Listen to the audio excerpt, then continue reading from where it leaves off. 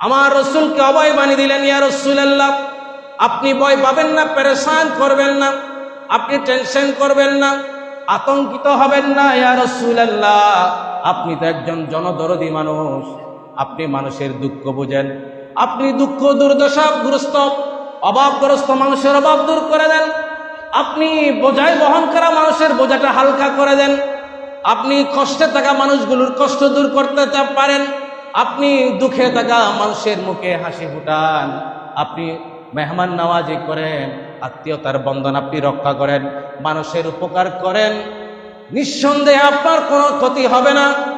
ওগো নবী আপনি অভয় বাণী আমাদের বিবি, প্রথম বিবি হযরত খাদিজাতুল কুবরা রাদিয়াল্লাহু তাআলা আমার রসুলকে কতটা ভালোবাসতেন, আল্লাহু আকবার, রসুলের দিনকে কতটা ভালোবাসতেন।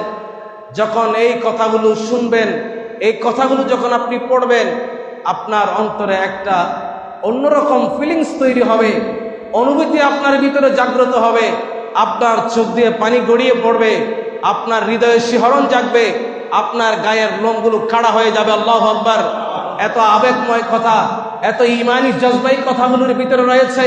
হযরতে খাদিজাতুল কুবরা রাদিয়াল্লাহু তাআলা আনহা ছিলেন তৎকালীন সময়ে আরবের ধনাঢ্য ব্যবসায়ী। সুবহানাল্লাহ বলেন। তিনি একজন লোক খুঁজতেছিলেন তার ব্যবসাগুলো দেখাশোনা করবে, যার কাছে আমানতদারিতা আছে, যার কাছে সত্যবাদিতা আছে, যার কাছে সততা আছে। তিনি খবর পেলেন আরবের জমিনে এমন এক যুবকের আবির্ভাব হয়েছে যার নাম কিনা মুহাম্মদ, যিনি আব্দুল্লাহর ছেলে, আব্দুল মুত্তালিবের নাতি। তার ভিতরে এতটা সততা আছে, তার ভিতরে এতটা আমানতদারিতা আছে। আল্লাহ রসুলের আমানতদারিতা আর সততা দেখে খাদিজাতুল কুবরা রাদিয়াল্লাহু তাআলা আনহা বললেন, আমি তো ওই যুবককে দীর্ঘদিন ধরে খুঁজছি, যার হাতে আমার ব্যবসার সমস্ত দায়ভার আমি নির্দ্বিধায়, নিঃসংকোচিতে, নিশ্চিন্তায় আমি হ্যান্ড ওভার করতে পারবো, হস্তান্তর করতে পারবো। সুবহানাল্লাহ। আরো জোরে বলতে হবে সুবহানাল্লাহ। আমার রসুলের এই আমানতদারিতা দেখে, সত্যবাদিতা দেখে, সততা দেখে মা খাদিজাতুল কুবরা রাদিয়াল্লাহু তাআলা আনহা নিজের পক্ষ থেকে আমার রসুলকে শাদী করার প্রস্তাব দিলেন। আল্লাহু আকবার বলেন। 40 বছর বয়স খাদিজাতুল কুবরা রাদিয়াল্লাহু তাআলা আনহা, আর আমার রসুলের বয়স তখন 25 বছর। বয়সের তারতম্য তাদেরকে কোনো বাধা বিঘ্নতা সৃষ্টি করতে পারে নাই। খাদিজাতুল কুবরা আমার রসুলের প্রেমে এতটাই বিভোর হয়ে গেলেন। সুবহানাল্লাহ বলেন। খাদিজাতুল কুবরা নিজের থেকে আমার রসুলকে প্রস্তাব দিলেন, ইয়া রাসূলুল্লাহ, ওগো আল্লাহর নবী, আমি জানি আমার মন বলছে আখিরি নবী একজন আসবেন, সেই নবী বুঝি আপনি হবেন। আপনার নবুয়তের এই নির্দেশনা আমার কলবের ভিতরে জানা হয়ে গেছে। No problem. মক্কার মানুষ আমাকে কি বলবে, আরবের মানুষ আমাকে কি বলবে, আই ডোন্ট কেয়ার। এগুলো আমি কোনো তাওয়াক্কা করি না, আমি পরোয়া করি না। আগো নবী মুহাম্মদ সাল্লাল্লাহু আলাইহি ওয়াসাল্লাম, আপনার ভিতরে আমি যে সততা খুঁজে পেয়েছি, আপনার ভিতরে যে আমানতদারিতা খুঁজে পেয়েছি, আপনার ভিতরে যে সত্যবাদিতা আমি খুঁজে পেয়েছি, মক্কা নয়, মদিনা নয়, গোটা আরব বিশ্ব নয়, গোটা বিশ্বের মধ্যে আমি এমন কোনো যুবকের চরিত্র খুঁজে পাচ্ছি না যাকে আমার ব্যবসা, আমার সবকিছু হ্যান্ড ওভার করবো। ওগো নবী, আপনার ভিতরে সততা দেখে আমি মুক্ত হয়েছি। আমি নিঃসংকোচিতে বলতে পারি আখিরি নবী আল্লাহ রাব্বুল আলামিন প্রেরণ করবেন, সে আখিরি নবী নিঃসন্দেহে আপনি হবেন। সুবহানাল্লাহ। আরো জোরে বলেন সুবহানাল্লাহ। আমার রসুলের কাছে সর্বপ্রথম যখন ওহী আসে, হেরা গুহায় আমার রসুল ওহী লাভ করলেন। জিবরিল আমিন আমার রসুলকে বললেন, হে মুহাম্মদ সাল্লাল্লাহু আলাইহি সাল্লাম, আমি আপনার কাছে এসেছি আল্লাহর নির্দেশে, আপনার জন্য কোরআন নিয়ে এসেছি, ওহী নিয়ে এসেছি। জিবরিল আমিন আমার রসুলকে বুকের সাথে জড়াইয়ে ধরলেন, চাপ দিলেন। 3টা ছাপ দেওয়ার পর আমার রসুল ভীত সন্ত্রস্ত হয়ে গেলেন। প্রথমবার ওহী আসছে, আমার রসুল ভীত সন্ত্রস্ত হয়ে দৌড়ে গেলেন খাদিজাতুল কুবরার কাছে, বললেন, জাম্বিলুনি, খাদিজা তুমি আমাকে চাদর দিয়ে আবৃত করে দাও। জোরে বলেন সুবহানাল্লাহ। আমার রসুল তখন তরতর করে কাঁপছিলেন। রসুল ভীত সন্ত্রস্ত, আতঙ্কিত, শঙ্কিত। আমার রসুল খাদিজাতুল কুবরার কোলে আশ্রয় নিলেন। খাদিজাতুল কুবরা আমার রসুলকে অভয় বানিয়ে দিলেন, ইয়া রাসূলুল্লাহ, ইয়া হাবিবাল্লাহ, আপনি কোনো টেনশন করবেন না, আপনি কোনো ভয় করবেন না। মক্কার মানুষ, আরবের মানুষ, কুরাইশ বংশের মানুষ আপনার কোনো ক্ষতি করতে পারবে না। আল্লাহু ইয়াসিমুকা মিনান নাস, আল্লাহ রাব্বুল আলামিন আপনাকে মানুষের অনিষ্টতা থেকে রক্ষা করবে। সুবহানাল্লাহ।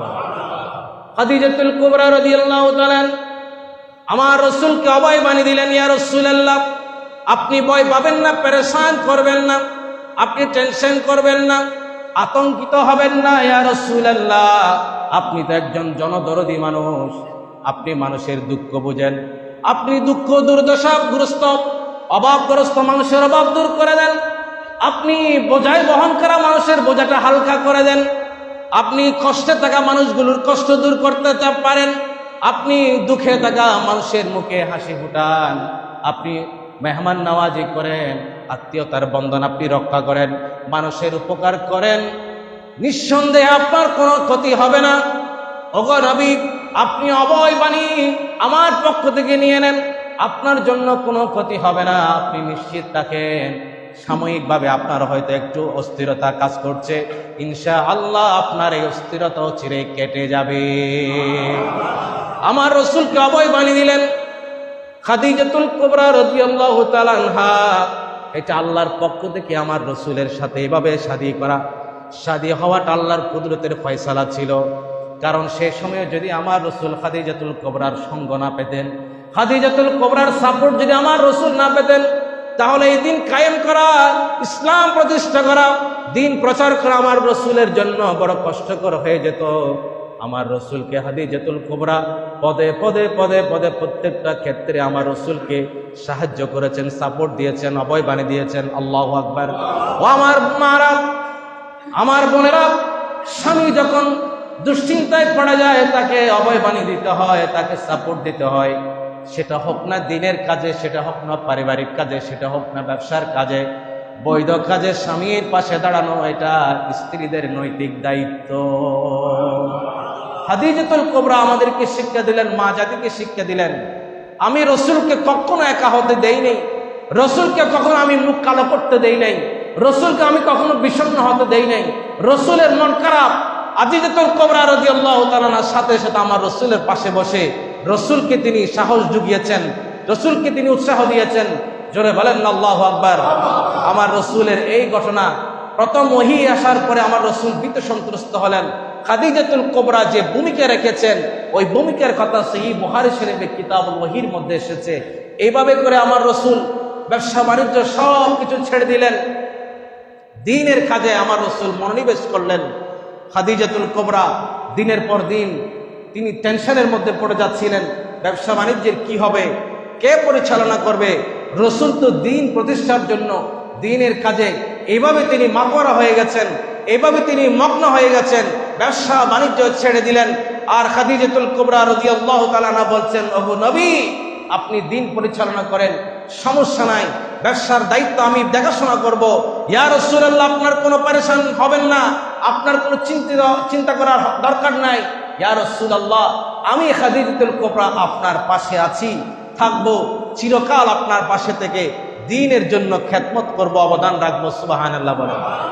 আমার রাসূল টেনশন করতে লাগলেন, কিভাবে দ্বীন প্রচার করবে। যেদিকে যায় সেদিকে আমার রাসূলের পথে বাধা হয়ে দাঁড়ায় মক্কার কাফিরগুলো, কুরাইশ বংশের মুশরিকগুলো, আরবের কাফির মুশরিকরা আমার রাসূলের দ্বীন প্রচারের কাজে সব সময় বাধা প্রদান করছে। আমার রসুল যেদিকে যায় সেদিকে তারা পথে রাস্তায় কাটা বিছিয়ে দেয়, রসুলকে কষ্ট দেয়, অপমান করে, লাঞ্ছিত করে। আমার রসুল টেনশনের মধ্যে পড়ে গেলেন, হতাশ হয়ে গেলেন। খাদিজাতুল কুবরা বলেন, ইয়া রাসূলুল্লাহ, ইয়া হাবিবাল্লাহ, কেন আপনি পেরেশান হবেন? আপনার পাশে তো আমি আছি। একজন যোগ্য স্ত্রী যদি স্বামীর পাশে দাঁড়িয়ে যায়, ওই স্বামীর জন্য আর কোনো পেরেশান হওয়ার দরকার নাই, ওই স্বামী দাঁড়িয়ে যেতে পারে। কথা বলেন ঠিক কিনা? স্ত্রী বলেন, খাদিজাতুল কুবরা রাদিয়াল্লাহু তাআলা আনহা বলেন, ইয়া রাসূলুল্লাহ আপনার অভাব আমি দেখছি, দিন প্রচারের কাজে আপনার টাকা লাগে, দৌলত লাগে। ইয়া রাসূলুল্লাহ কোনো সমস্যা নাই, আমি খাদিজাতুল কুবরা জীবনে ব্যবসা বাণিজ্য করে যা টাকা পয়সা আমি অর্জন করেছি, যত দিরহাম আমি সঞ্চয় করেছি, ইয়া রাসূলুল্লাহ সব সঞ্চয়কৃত দিরহামগুলো আমি খাদিজা আপনার কদমে আমি কুরবান করতে রাজি আছি। জোরে বলেন সুবহানাল্লাহ। ইয়া রাসূলুল্লাহ আমার সমস্ত সম্পত্তি, ধন দৌলত আমি আপনার জন্য কোরবান করে দিয়েছি, যত টাকা পয়সা লাগে ইয়া রাসূলুল্লাহ আপনার নিজের মনে করে আমার এই ধন সম্পদ থেকে আপনি দ্বীনের জন্য খরচ করতে থাকবেন। কিন্তু আপনার মুখে আমি কখনো অমলিন, আপনার মুখে কখনো আমি বিষণ্ণতা দেখতে চাই না। ইয়া রাসূলুল্লাহ, আপনার মুখে সবসময় আমি হাসি দেখতে চাই। সুবহানাল্লাহ, আরো জোরে বলেন সুবহানাল্লাহ। আল্লাহু আকবার বলেন। কেমন ভালোবাসা, দ্বীনের জন্য কেমন ভালোবাসা, স্বামীকে কিরকম ভালোবাসতেন নবীর বিবিগণ। খাদিজাতুল কুবরা বলেন, ইয়া রাসূলুল্লাহ, আমার সমস্ত সম্পত্তি আপনি যদি ব্যয় করে ফেলেন দ্বীনের জন্য, আমি খাদিজাতুল কুবরাকে আপনি আফসোস করতে দেখবেন না। আমার দ্বীন, আমার এই দৌলত, আমার জীবনের সমস্ত সম্পত্তি ইয়া রাসূলুল্লাহ আপনার জন্য ব্যয় করতে আমার কোনটা বোধ হবে না, কোনো আফসোস হবে না। সুবহানাল্লাহ। আমার আজকের সমাজের নারীরা, মা বোনেরা, ইসলামের জন্য অবদান রাখার দরকার আছে কি নাই? আরো জোরে বলেন, দরকার আছে কি নাই? আমরা তো তাদেরই উত্তরসূরি। আমরা তো আজকে সাহাবায়ে কেরামের উত্তরসূরি দাবি করি, কিন্তু তাদের আদর্শ তো আমাদের ভিতরে নাই। আমাদের মা বোনেরা খাদিজাতুল কুবরার অনুসারী, মা আয়েশার অনুসারী, বিবি আসিয়ার অনুসারী, ফাতেমাতুজ জাহরা রাদিয়াল্লাহু তাআলা আনহার অনুসারী, আমার রাসূলের সাহাবী যে সুমাইয়া, ইসলামের প্রথম নারী শহীদের অনুসারী। জোরে বলেন না সুবহানাল্লাহ। তাদের এই কথা, আদর্শ আমাদের আজকের সমাজের নারী জাতির ভিতরে, মা জাতির ভিতরে আসার দরকার আছে কি নাই? আমার বন্ধুগণ, আমার মা বোনেরা, আপনারা রাগ করবেন না। আজকের নারী সমাজ সাহাবায়ে কেরামের জীবনী পড়ে না।